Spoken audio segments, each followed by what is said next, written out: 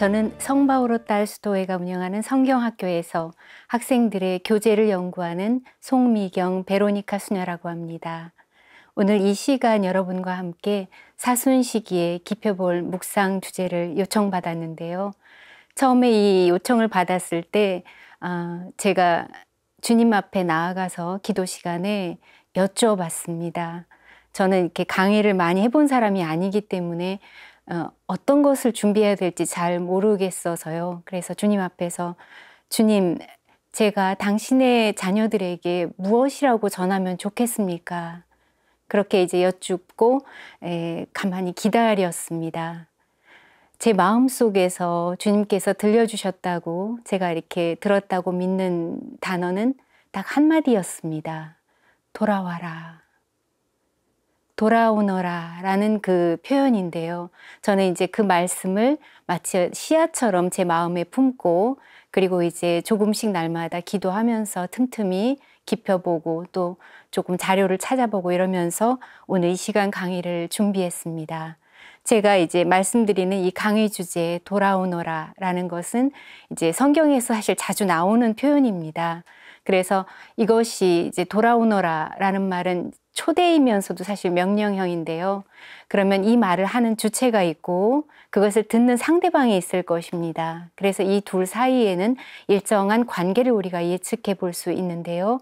이 관계가 어떤 건지 그리고 사실 돌아오너라, 돌아와라 할 때는 어디로? 라는 물음이 우리가 떠오르게 됩니다.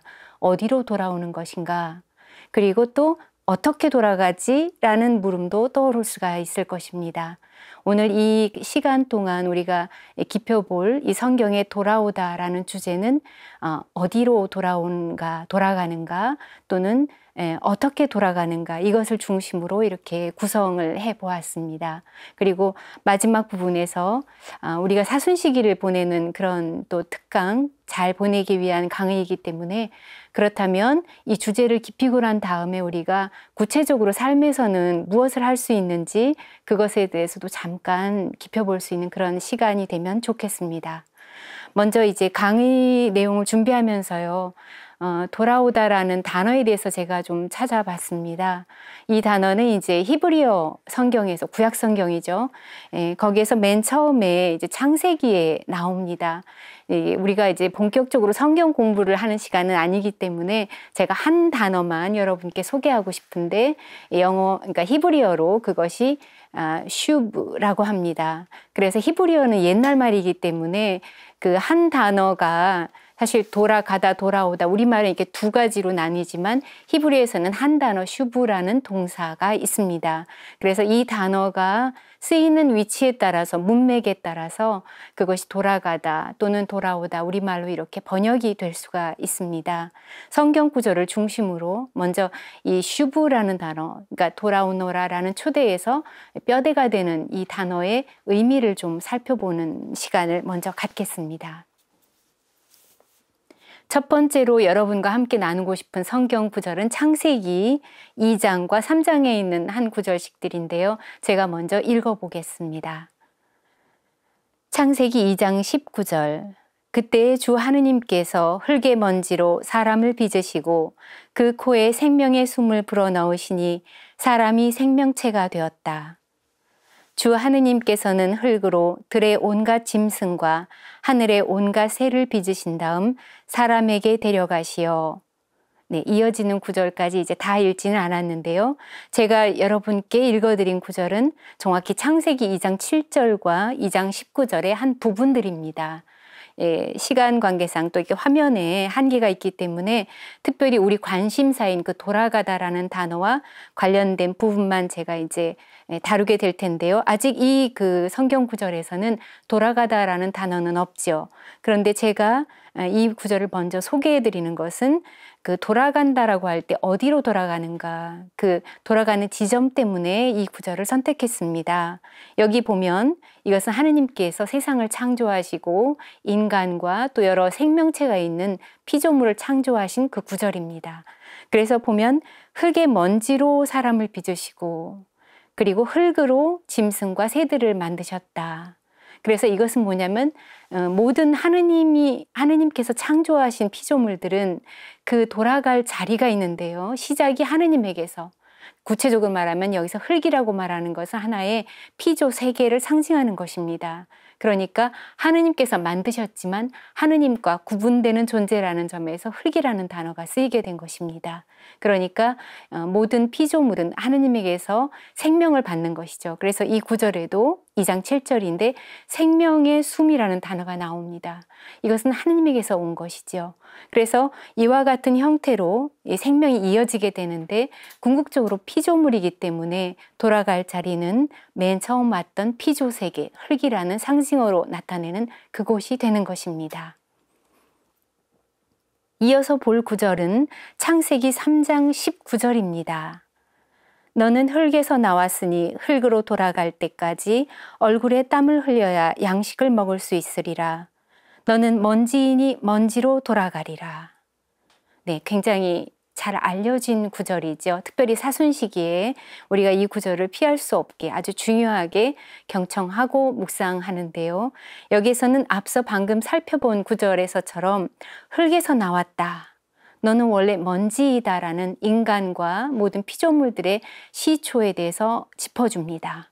그리고 이 구절은 아마 기억하실지 모르겠지만 인간이 하느님에게서 떨어져 나오는 첫 번째 사건, 그 선악과를 따먹은 사건에 이어지는 내용들이죠. 창세기 3장이니까요. 그래서 원래 인간이나 모든 생명체가 피조물이긴 하지만 하느님에게서 떨어져 나온 지점, 여기서부터 이제 벌써 거리가 생기기 시작하는 겁니다. 우리가 한 곳에서 다른 곳으로 돌아간다는 얘기는 그 거리가 있다라는 것을 나타내거든요. 그러니까 원죄에서부터 죄에 대한 개념이 이제 들어가는 것이죠. 인간의 시초가 그 근원이 흙, 먼지, 정확히 얘기하면 소멸이라는 그런 것을 상징하는 것이고요. 그것을 하느님께서 짚어주시면서 그리로 돌아가라. 그것을 이제 선언하시는 구절이 되겠습니다. 그래서 교리 시간은 아니지만 우리가 하느님에게서 지음을 받은 피조물이라는 점, 그리고 우리를 하느님께로부터 멀어지게 하는, 그래서 그냥 무로 돌아가는 것과 같은 그 죽음이라는 것은 인간이 하느님에게서 스스로 떨어져 나온 사건에서 뿌리를 두고 있다는 것을 알 수가 있습니다. 네, 여기에서 방금 우리가 살펴본 3장 19절, 창세기 3장 19절에는 돌아갈 때까지 돌아가리라 해서 제가 맨 처음에 소개해드린 오늘 이 강의의 주제인 슈브라는 단어가 2번 나옵니다.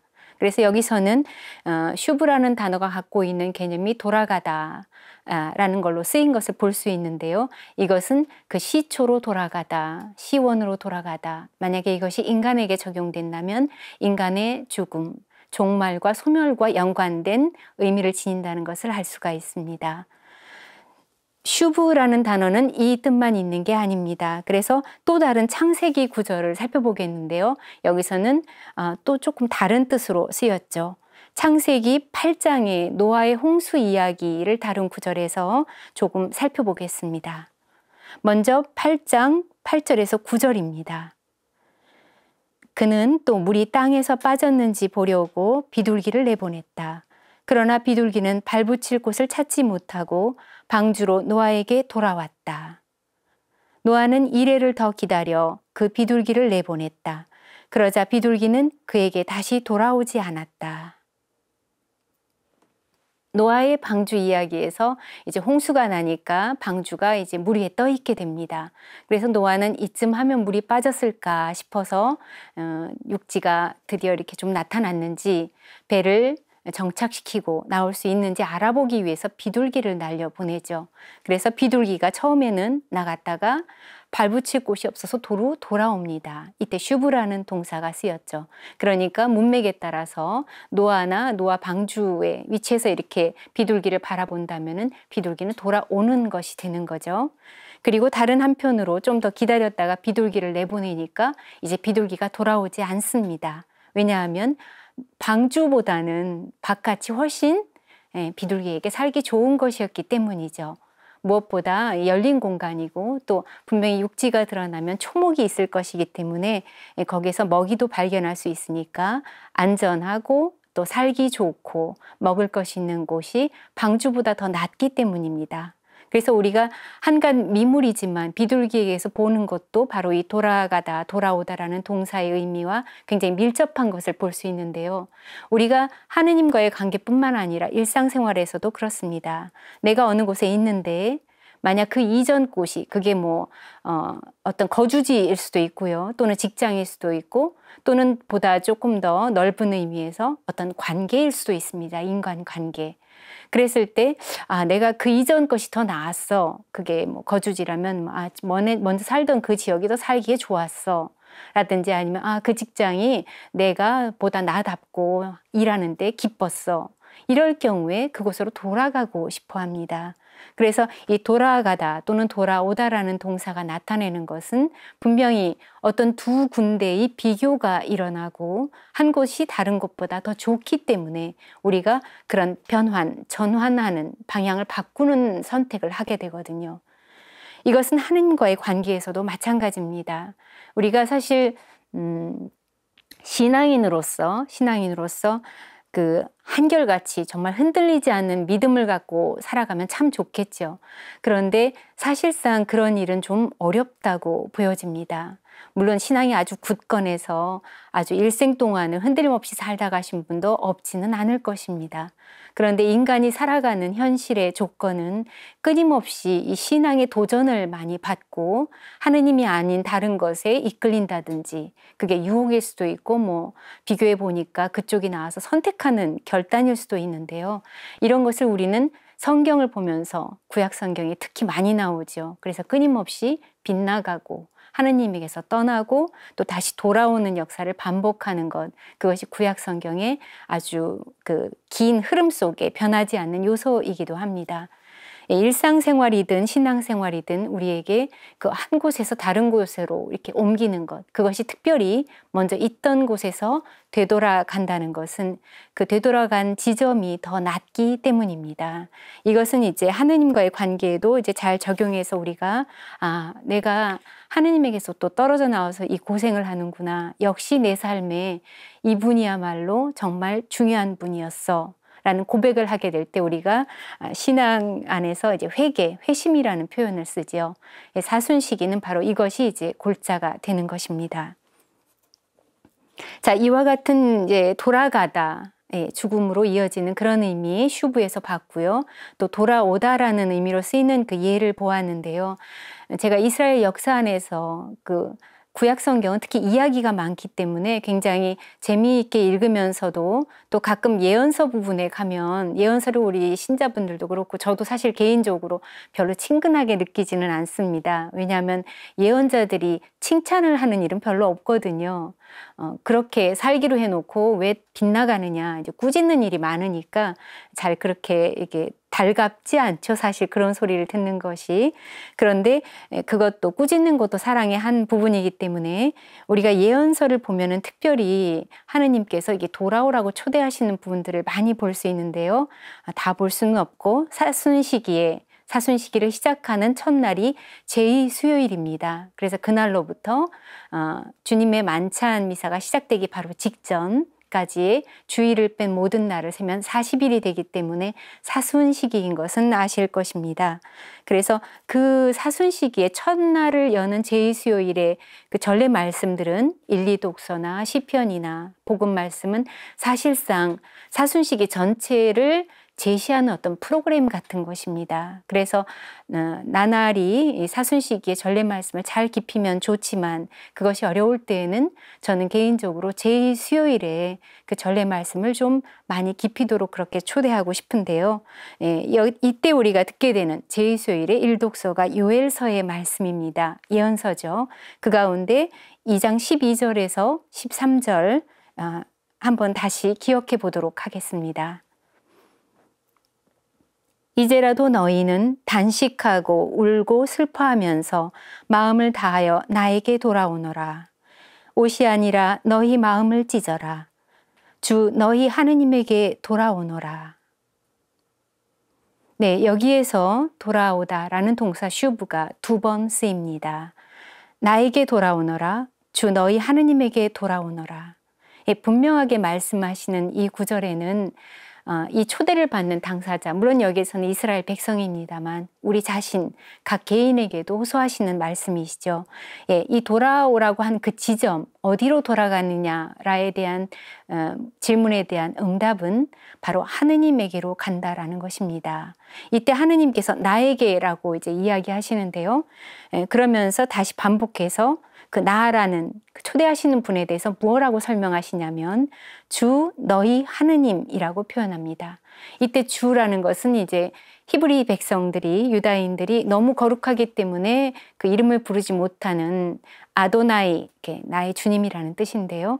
아도나이라는 그 단어를 이렇게 우리 성경에서는 주라고 번역합니다. 그러니까 원래 이제 그 이전에 공동 번역 성경에서는 야훼라고 번역했던 단어죠. 그래서 하느님께서 당신의 이름을 내걸고 나라고 분명하게 밝히시는 것이면서 동시에 너희 하느님이라고 표현합니다. 그러니까 나, 주님, 너희 하느님, 이 세 개의 그 표현이 나오고 있는데요. 이 세 번째 표현, 너희 하느님이라는 것은 이 그 오라고 요청하시는 하느님께 귀를 기울이면서 돌아가야 되겠다.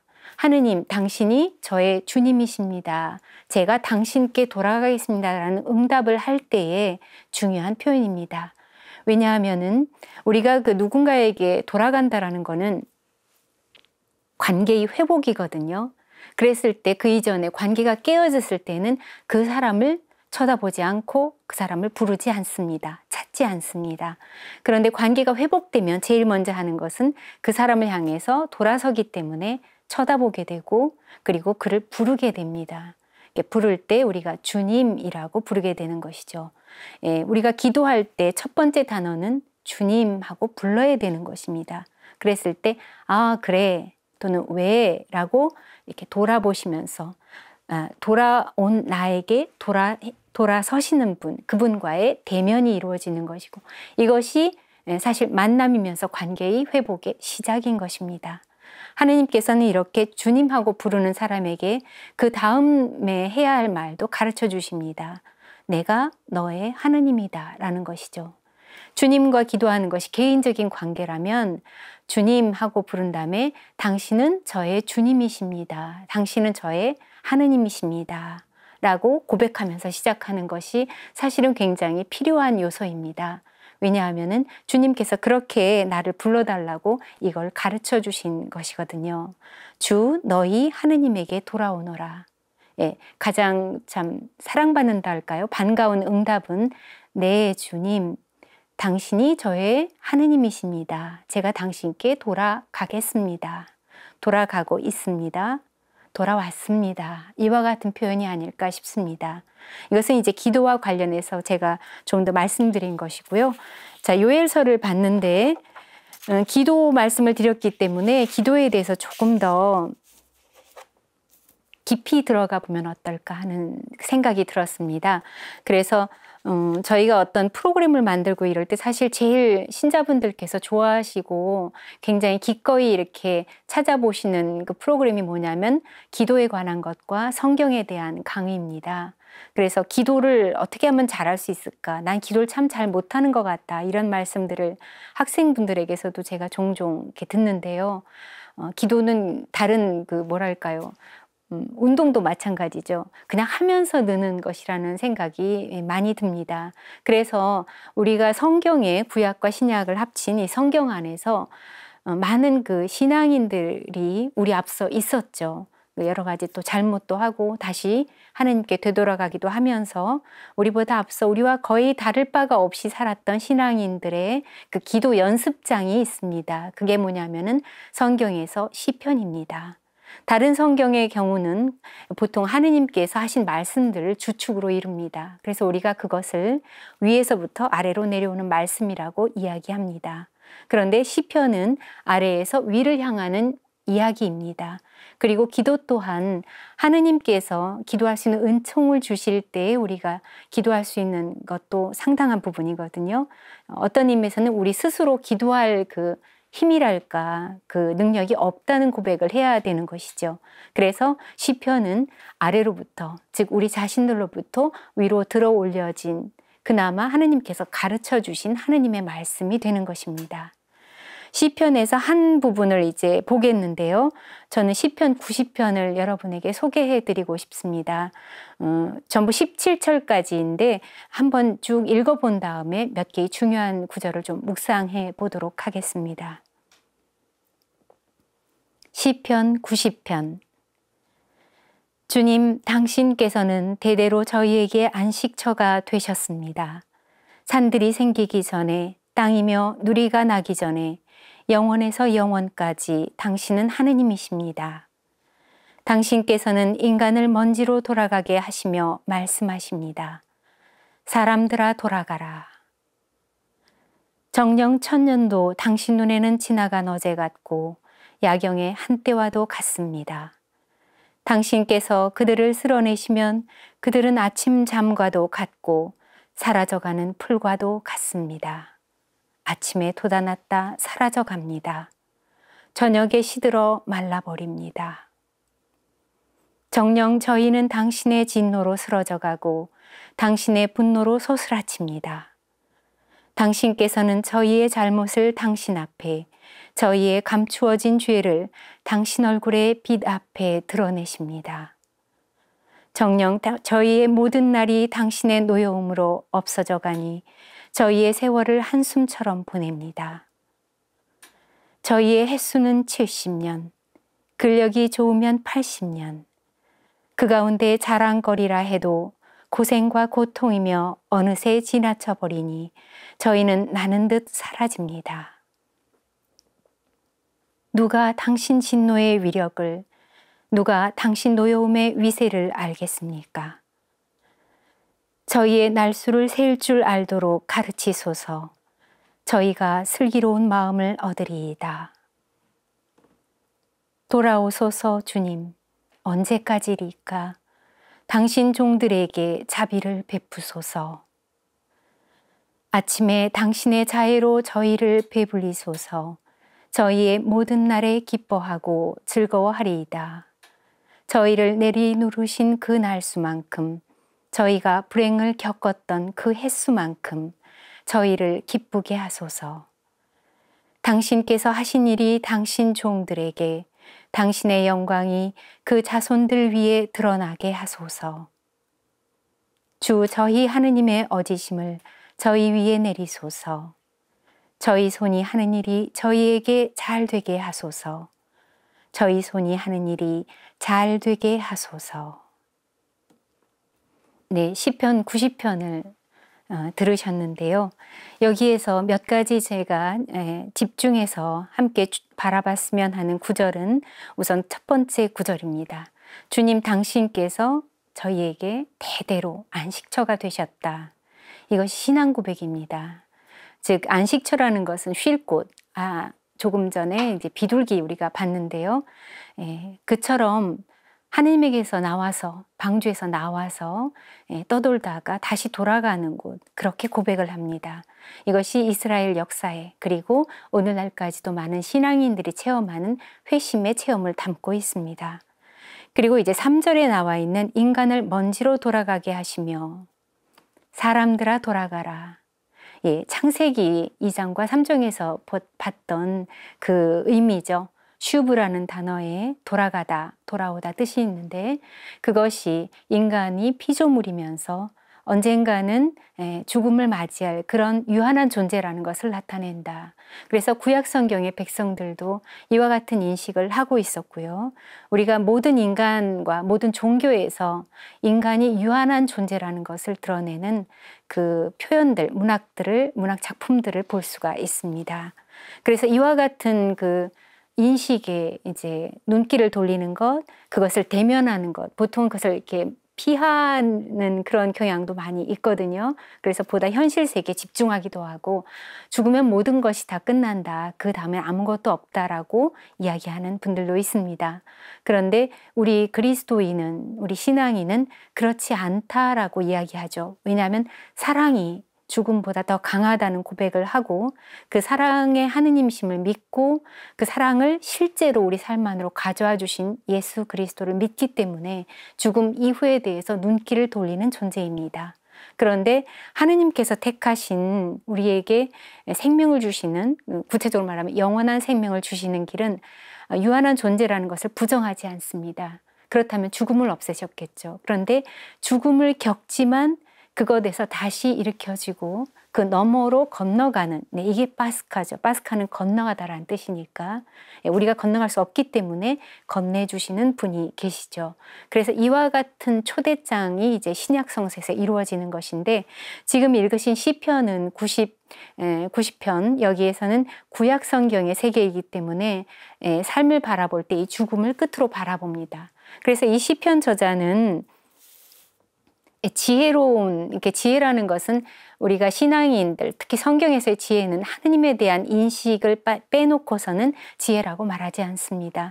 하느님을 아는 것이 지혜의 최정점에 있는 것이기 때문이죠. 그래서 이 시편 저자는 그 인간이 유한하다는 그 현실 앞에서 하느님께로 눈길을 돌립니다.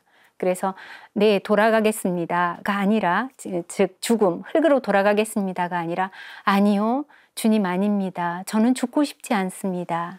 이 곤경이나 고난을 겪는 것이 저에게 끝일 수가 없습니다. 저는 하느님께 돌아가서 제가 하느님께서 주신 생명을 기쁘게 다 살고 싶습니다. 살고 싶고 생명회로 돌아가고 싶다라는 그런 탄원의 기도가 이 시점에서 터져나오게 됩니다.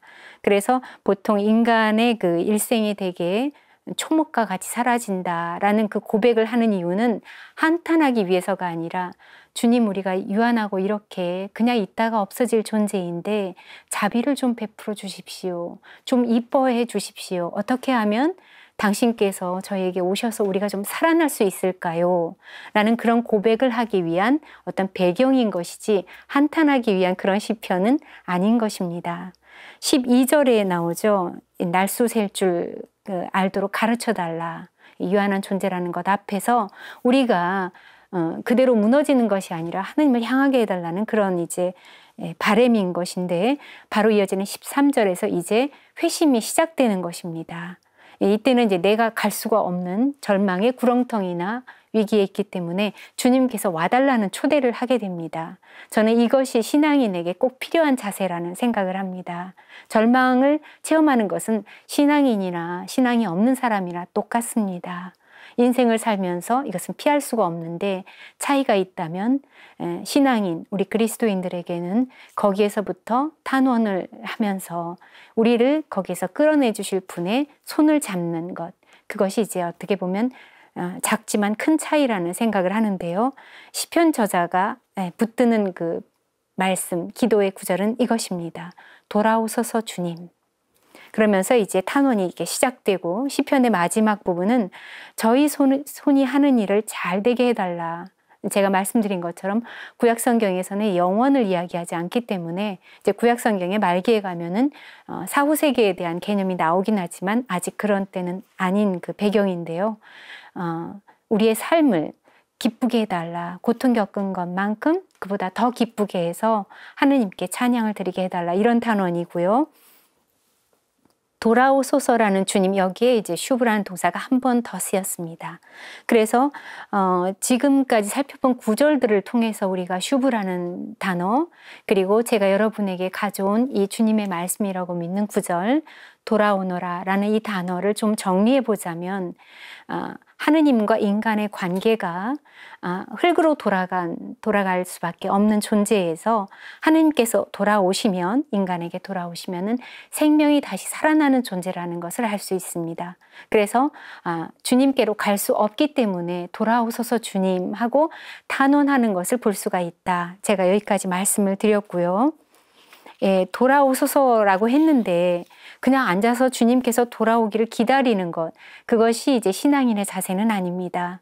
주님께서는 돌아오기를 이렇게 초대하신다는 것은 우리 편에서의 응답도 이게 요청되는 것이거든요. 그런데 우리는 스스로 돌아갈 수가 없는 존재입니다. 그래서 우리를 데리러, 우리를 찾아 손수 오시게 되는 것이 바로 신약의 역사입니다. 그리고 우리는 그 신약의 역사 안에서 만난 하느님, 예수 그리스도를 믿는 그리스도인인 것이죠. 여기에 대해서 조금 살펴보면 우선 먼저 복음서의 그 구절들을 보기 전에 신약 성경 안에서 예수님을 체험한 분들이 그분들은 전부 초기 그리스도인들이죠. 이들은 전부 유다교 신자들이었습니다. 그러니까 그들이 이제 이야기하는 것은 전부 구약 성경에 토대를 두고요. 많은 부분이 이제 거기에서 정신이 그대로 이어져 오는 것이죠. 그래서 우리 그리스도인들도 구약 성경과 신약 성경을 함께 꼭 같이 이렇게 보게 되는데요. 사도행전 26장 20절 말씀 소개하고 싶습니다. 나아가 다른 민족들에게도 회개하고 하느님께 돌아와 회개에 합당한 일을 하라고 선포하였습니다. 네, 이것은 사도행전에 나오는 사도행전 전체는 예수님의 그 파스카 사건을 체험한 이들이 그것에 대해서 증언하는 이야기들이고 우리가 그것을 선포 또는 선교라고 이야기합니다. 그래서 여기에 회개라는 단어가 2번 나오고 또 하느님께 돌아온다라는 표현이 나오죠. 신약 성경은 그리스어로 쓰였습니다. 그래서 조금 전에 구약 성경에서 우리가 살펴봤던 그 슈브라는 단어가 나오지는 않습니다. 다만 그와 같은 개념으로 사용된 단어가 이제 회개하다라는 단어. 이것은 이제 메타노에오라는 단어인데 제가 이제 단어 공부는 하지 않겠고요. 그와 또 비슷한 그 개념으로 회개를 나타내는 것으로 하느님께 돌아오다. 라는 단어에 보통 이제 에피스트레포라는 단어 또는 아포스트레포라는 단어들이 있는데 스트레포라는 그 어근 단어의 그 뿌리가 되는 표현이 뭐냐면 이게 돌이키는 겁니다. 그래서 돌아서다, 돌아가다, 돌아오다 뭐 이렇게 두루 쓰이는 단어죠. 이것이 이제 구약 성경에 말하는 슈브와 이어진다라는 그런 의미에서 제가 이 구절을 소개하고 있는데요. 회개라는 것은 기본적으로 하느님께 돌아가는 것이죠. 네, 여기에서 제가 이제 시편 90편 소개해 드릴 때 시편 저자가 돌아오소서 하면서 스스로 돌아갈 힘이 없다라는 그 인간의 처지에 대해서 언급을 했습니다. 그래서 예수님께서는 우리를 데리러 바로 오신 분이다. 그래서 예수님께서 이루신 일들을 집중적으로 우리가 이렇게 깊이는 시기가 사실 성주간, 성삼일 그리고 이제 파스카 전례 안에 전부 압축되어 있는 것이죠. 이미 알고 계시겠지만 주일 미사의 경우는 늘 그 파스카를 가장 핵심이 되기 때문에 우리가 새롭게 오늘에 재현해가면서 그 세계 안에서 살아가도록 네, 그렇게 우리에게 모든 필요한 은총을 주시는 그런 성사가 이제 미사, 성체 성사인데요. 예수님께서 구약 성경에서 부르시는 하느님, 그 하느님이 이제 우리가 스스로 갈 수 없기 때문에 찾아오신 분이다. 제가 이렇게 말씀을 드렸는데 예수님과 관련된 우리를 부르시고 돌아오라고 하시는 하느님의 모습이 어떤 건지 조금 더 한 걸음 더 깊여보도록 하겠습니다. 뭐 여러 가지 말씀을 드릴 수 있지만 저는 3가지 정도만 이렇게 정리를 해봤습니다. 우선 첫 번째는 이미 언급한 예수님께서는 우리를 찾아오신 하느님이시다. 라는 건데요. 마르코 복음 1장 15절 읽어보겠습니다. 때가 차서 하느님의 나라가 가까이 왔다. 회개하고 복음을 믿어라. 하느님의 나라 여러 가지로 설명할 수가 있습니다. 하느님께서 다스리는 것. 그래서 그것이 지상에 어떤 임금이 있고 백성이 있고 제도가 있고 이런 나라가 아니라 하느님께서 다스리는 모든 영역이 다 하느님 나라인 것입니다. 사실 온 우주가 그분께 속해 있기 때문에 온 세상이 다 하느님 나라라야 되는 것이죠. 근데 하느님께서 떨어져 나온 인간에 의해서 이루어진 것이 이제 하느님 나라가 계속 밀려나는 것과 같은 것이거든요. 하느님께서는 이와 같은 그 세상 안에서 아드님 예수님을 보내심으로써 아예 하느님 나라가 구체적으로 우리가 예수님을 만났던 분들은 아마 그분의 음성을 듣고 그분의 손을 잡고 이와 같은 체험들을 했을 것입니다. 그래서 그야말로 우리를 부르시다 못해서 돌아오소서 주님 했을 때 그래 내가 너희를 찾아서 몸소 너에게로 돌아왔다라는 것을 아주 구체적으로 보여주신 가장 절정인 그런 사건이 되겠습니다. 예수님께서 이 초대장을 당신의 존재로서 갖고 오셨다는 의미입니다. 그래서 예수님께서 오신 것 중에 이제 의미의 2번째 것은 뭐냐면 오셔서 해주신 활동이 뭐냐 우리가 그것을 잘 알고 있습니다. 복음서 4권에서 여러 가지로 증언이 되어 있죠. 가장 중요한 것은 이 모든 활동, 구체적인 것이 아니라 궁극적으로 이 모든 예수님이 하신 활동들의 핵심이 뭐냐라는 것입니다. 그것을 만약에 정리한다면 저는 하느님과 우리의 관계를 회복시켜 주셨다라고 표현하고 싶습니다. 하느님에게서 떠나왔다라는 것은 관계가 깨진 것이거든요. 또는 깨지진 않았더라도 멀어진 것. 그리고 우리가 늘 사순시기를 해마다 지내는 것은 어떤 형태로든지 조금은 하느님에게서 헐렁해진 그런 관계를 살아가기 때문에 보다 일치된 관계, 그러니까 일치되는 것과 비례해서 우리가 생명을 얻기 때문이죠. 그래서 예수님께서 해주신 두 번째 것은 뭐냐면 당신께서 만약에 우리가 하나님께로 돌아가는 데 있어서 장애가 되는 것들이 있을 때 그것들을 전부 고쳐주시는 것입니다. 그래서 관계를 회복해 주시는데 그 중에 이제 특별히 기억하고 싶은 것 한두 가지를 꼽는다면 하느님을 우리가 부를 때 구약의 백성들은 주님이라고 불렀고 이름을 부르는 게 이제 어렵기 때문에 아도나이라는 그런 칭호를 쓴다고 했습니다. 그런데 물론 구약의 백성들도 하느님을 아버지라고 느끼기는 했어요. 다만 약간 상징적인 의미가 더 컸습니다. 근데 신약의 예수님과의 관계에서는 예수님께서 우리에게 직접 가르쳐 주셨죠. 나의 아버지라고 하시면서 너희 아버지라고 가르쳐 주셨습니다. 그래서 우리가 주님의 기도에서 하늘에 계신 우리 아버지, 하늘에 계신 저희 아버지 이렇게 표현할 수 있는 길이 열린 것입니다. 예수님 덕분이죠. 그래서 우리의 관계가 하느님하고 굉장히 가까워진 것이고 그것이 가장 큰 어떤 신약에서의 변화라고 저는 좀 믿어지는데요. 세 번째로 예수님을 통해서 우리가 하나님께 돌아가게 된 것은 무엇이냐면 관계가 회복됐지만 그분께 돌아가는 구체적인 길을 우리는 알지 못합니다. 제가 돌아오너라 라는 말씀을 마음에 간직하고 묵상을 했다라고 말씀드렸는데 어떻게 돌아가지? 이것은 굉장히 현실적이고 또 구체적인 문제입니다. 예수님께서 몸소 찾아오셨다면 우리를 데려가시는 거라면 그럼 그 길도 가르쳐 주셔야 되는 거거든요. 예수님께서는 길을 가르쳐 주십니다. 그게 복음서에 나와 있는 예수님의 가르침 안에 그리고 그분이 보여주신 행동들에 나와 있습니다. 우리가 복음서를 묵상할 때 이분이 말씀하신 대로 살아야지 할 수 있는 한 이분이 보여주신 행동을 내 삶에 구체적으로 이렇게 비교해 보는 것 이런 것이 바로 하느님께 돌아가는 길이 되는 것이죠. 그래서 이와 같은 가르침, 그분께서 우리의 구체적인 길이 된다, 길을 가르쳐주고 길이 되신다라는 것을 볼 수 있는 것은 요한복음 14장 6절에 나와 있는 구절입니다. 나는 길이요, 진리요, 생명이다. 나를 통하지 않고서는 아버지께 갈 수 없다. 네, 너무 잘 알려진 구절이죠.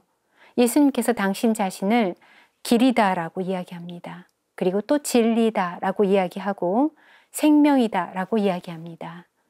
여기서 이제 사실 이렇게 결합된 형태로 이야기하자면 우리에게는 생명이 필요한 것입니다. 저는 신앙인이 죽음 이후에 어떤 천국이 있고 우리가 죽음이 끝이 아니다라는 것만 가지고는 신앙인으로서 신앙이 없는 사람들, 하나님을 믿지 않는 사람들과 궁극적인 차이를 이렇게 보여주기는 어렵다고 생각이 듭니다. 우리가 하나님을 믿기 때문에 신앙이 없는 사람들보다 우리의 그 어떤 좋은 점, 우리의 기쁨, 더 행복하고 더 나은 곳으로 돌아왔다라고 여길 수 있는 요소가 무엇인가 하면 죽음이 끝이 아니고 우리가 죽음을 넘어서는 희망을 간직한 사람이라는 것 외에 그 믿음, 그 희망 때문에 지금 살아가는 내 현실이 어렵고 우리 세상에 어려운 점이 많이 있을지라도 내가 그런 굴곡을 거치고 나면 다시 기쁨을 회복하고 다시 사랑할 수 있고 생기를 찾을 수 있다라는 것. 즉 하느님께로 돌아온 사람의 표지로서 지금과 지금 이후의 것들까지 다 아우르는 그러한 생명이 있는 삶을 살 수 있다라는 것. 이것이 저는 믿는 사람과 믿지 않는 사람의 가장 큰 차이가 아닌가라는 생각이 듭니다. 물론 이제 이것이 현실에서는 우리의 굉장히 힘겨운 싸움을 이렇게 요구하죠. 그래서 이것이 쉽지 않다는 것은 예수님도 아십니다. 예, 복음서에서 가장 많이 나오는 제자들이 들었던 말씀이 그거죠. 나를 따라오려는 사람은 자기를 버리고 날마다 자기 십자가를 지고 나를 따라와라, 이렇게. 예, 언젠가 저는 묵상을 하다가 아이고 힘들다. 근데 왜 따라가야 되지? 이렇게 스스로에게 질문을 던진 적이 있습니다. 날마다 해야 할 일이나 이것저것 그냥 감정이나 이런 것들에 그냥 조금 휘둘렸달까요? 그렇게 하다 보면 어느 결에 기쁨도 사라지고 고단하고 이런 처지가 되면 다 잊어버리는 것입니다. 그 순간 멈추는 게 필요하죠. 멈춰서 나를 돌아보고 그리고 다시 주님을 부르고 그 안으로 돌아가면 조금씩 이렇게 되돌아오는 것 안에서 주님께서 이제 다시 그 길을 보여주시는 거죠. 그래서 이 말씀은 날마다 자기를 버리라는 건 좀 어떤 의미에서는 조금 힘들다라는 느낌을 주기도 하지만 되게 위로가 되는 말씀이라는 생각이 듭니다. 왜냐하면 주님께서도 아신다는 거잖아요. 날마다 우리가 이렇게 다시 시작하고 또 다시 시작해야 되는 그런 존재라는 것을요. 자, 요한복음 14장 6절의 말씀을 보았는데요. 여기에서 주님께서 나는 길이다라고 분명히 말씀하시고 진리와 생명을 언급하는 것은 우리가 생명이신 하느님께 돌아가는 참된 길, 생명, 참됨, 길, 이 세 단어가 압축된 것이 요한복음 14장 6절에 나오기 때문입니다. 그리고 여기서 한 가지 더 기억할 것은 아버지께 갈 수 없다. 나를 통하지 않으면, 이 구절입니다. 굉장히 명확한 구절입니다. 그래서 우리가 예수님을 우리 삶의 동아줄처럼 내 삶의 중심 기둥처럼 그렇게 이제 모시는 그런 삶을 해야 한다는 것을 여기서 이제 알 수가 있겠죠. 자, 이제 마무리를 향해서 좀 가는 시간인데요. 구약 성경과 신약 성경을 이렇게 볼 때에 하느님께서 한결같이 맨 처음 우리를 지으시고 돌아가라 했을 때 인간은 하나의 피조물로서 죽음이 그의 끝부분이었습니다. 그냥 모든 피조물에게 속한 것이죠.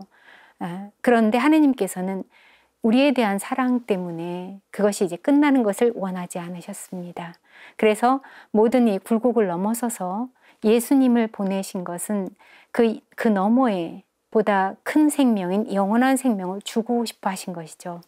예수님의 그 죽음이나 이해받지 못하는 부분은 바로 이 너무 큰 선물 때문이 아닌가 그런 생각이 가끔 듭니다.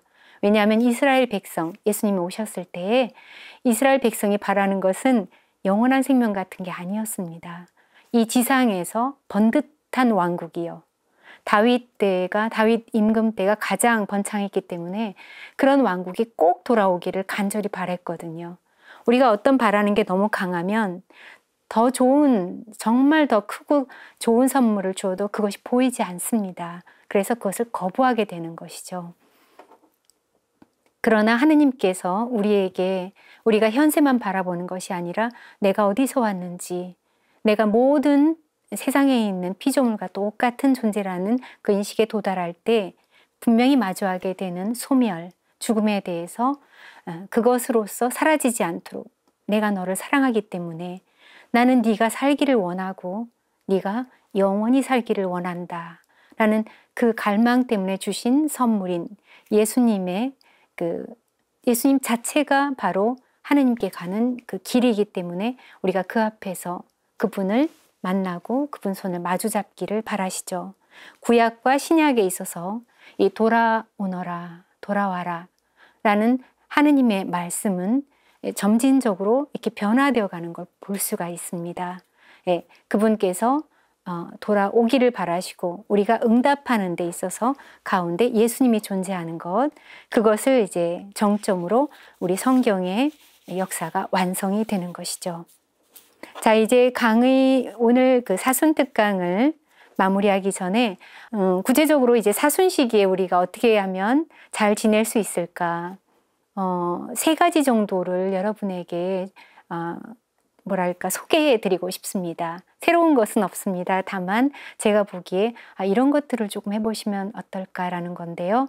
첫 번째 것은 성시간에 관한 것입니다. 흔히 성체조배나 성체방문이라고 이제 이야기하는데 이 그 강의를 준비하면서 사실 주님 앞에 나아갈 기회가 제가 더 많았습니다.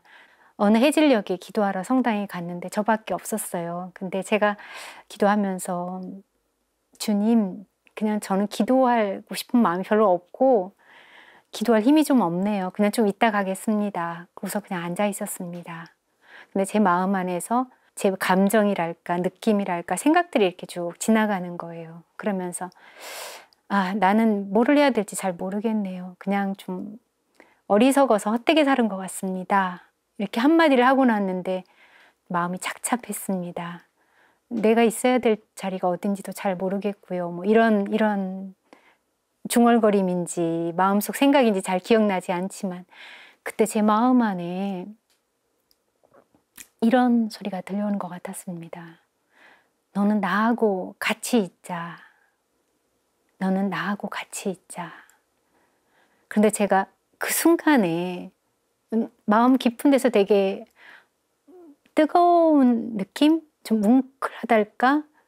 그러면서 약간 목이 조금 이렇게 메어왔어요. 굉장히 뭐랄까 따뜻한 어떤 느낌도 좀 들고 묘한 위로 같은 게 느껴지면서 이렇게 불안했던 마음, 아무것도 없는 것 같고 난 어떻게 살아온 거지? 뭐 이런 것들이 그냥 어디론가 마치 이렇게 어둠이 사라지는 것처럼 사라져 버리고 되게 따뜻한 방석에 앉은 것 같은 그런 느낌으로 말없이 그렇게 좀 머물렀던 그런 기억이 있습니다. 주님만 잃어버리지 않는다면 나는 아무것도 잃어버린 것이 없구나. 제가 그때 이제 그런 느낌을 갖고 다음날 미사 때 영성체를 하면서 제 손안에 오신 주님의 그 성체죠. 이렇게 모시면서 그것을 이제 영하면서 제가 주님, 저는 사실 흔들립니다. 그런데 제가 당신을 잃어버리지 않았다면 저는 잃어버린 게 아무것도 없습니다. 그렇게 이제 영성체를 한동안 계속했던 그런 시간들이 있었습니다. 제가 성시간에 대해서 이야기를 하는 것은 우리가 하느님께 돌아간다는 것을 몸으로도 표현할 필요가 있거든요. 성당이 이렇게 그리 멀지 않으신 분은 그냥 산보 삼아 날마다가 아니더라도 혹시 몇 번이라도 시간이 될 때 아니면 시간을 내서죠. 정확히는 성당에 가서 특별히 아무도 잘 안 오는 시간에 가시면 참 좋겠습니다. 제가 언젠가 고해성사를 봤는데 그때 신부님께서 예수님도 외롭고 힘들다 이런 얘기를 하시면서 성산대 중 제가 위로를 받았던 것 같아요. 예수님께 가서 예수님 좀 위로해드려라 그러면서 성시간을 갖도록 보석을 주신 적이 있어요. 그래서 예수님도 외롭구나. 그래서 성당을 이제 갔는데 진짜 아무도 없는 성당에 있을 때 신부님이 시켜서 왔습니다라고 제가 말했지만 외로운 사람을 위로해 주러 온다라는 것은 좀 생각을 못했던 것 같아요. 특히 그때는 예수님을 위로하러 내가 가다니 뭐 이런 느낌이 있잖아요. 그런데 예수님도 외롭습니다. 외로우셨습니다. 네, 그래서 외로운 사람 곁에 힘겨운 사람 곁에 그와 비슷한 사람이 있게 되면 굉장한 위로를 받습니다. 아마 그래서 예수님이 다 그 순환과 고난을 피할 수도 있었는데 겪으신 게 아닌가라는 생각이 들고요. 이것이 어쩌면 사순시기에 우리가 그분께 돌아가는 어떤 좋은 실천 중에 하나가 아닐까라는 생각이 들었고요. 두 번째로 말씀드린 거는 이제 성경 말씀을 읽는 것입니다. 당연히 오늘 제가 가져온 것의 대부분은 성경에 있는 말씀들입니다. 몇 개밖에 못 가져왔지만 얼마나 많은 구절들이 지금 돌아오너라라는 그 초대장, 초대하시는 분을 그 분의 시선을 느끼면서 읽는다면 얼마나 많은 그 외침들이 그 안에 있을까요? 그래서 성경을 다 한 권을 뭐 독파하라 이런 뜻이 아니라 시편 한 권 또는 뭐 구약 성경의 어느 한 권 또는 복음서 이렇게 선택하실 수가 있겠죠. 그래서 내 마음이 주님께서 건드려 주신 내 마음이 데려가는 그거 한 권만을 읽고 또 좀 더 읽고 이러면서 머무르는 것 그것을 권해드리고 싶고 마지막으로 권해드리고 싶은 것은 성사입니다. 예. 성사라고 했을 때는 성체성사와 고해성사죠. 그래서 당연히 고해성사랑 관련해서는 아시다시피 부활절 전에 사순시기에 판공성사가 이제 뭐 의무라고 되어 있지만, 의무라는 것은 율법처럼 생각하지 마시고 이게 얼마나 중요하면 꼭 하라고 간절히 교회가 권하는가. 그래서 판공성사 소중하게 보시기를 이제 권해드리면서, 특별히 성체성사 이제 미사 때에 어느 한 부분 특별히 마음에 와닿는 미사의 전체 과정을 이렇게 보시면서, 제 경우는 이제 영성체였는데요, 어느 한 부분에 조금 더 소중하게 분심 없이 좀 집중할 수 있게 기도하면서 그렇게 미사를 드리실 때마다 사순식이 조금 더 마음을 이렇게 모아드리시면 어떨까 싶습니다.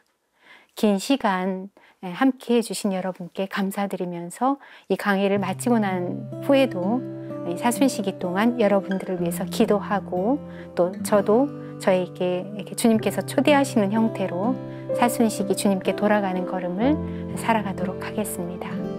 감사합니다.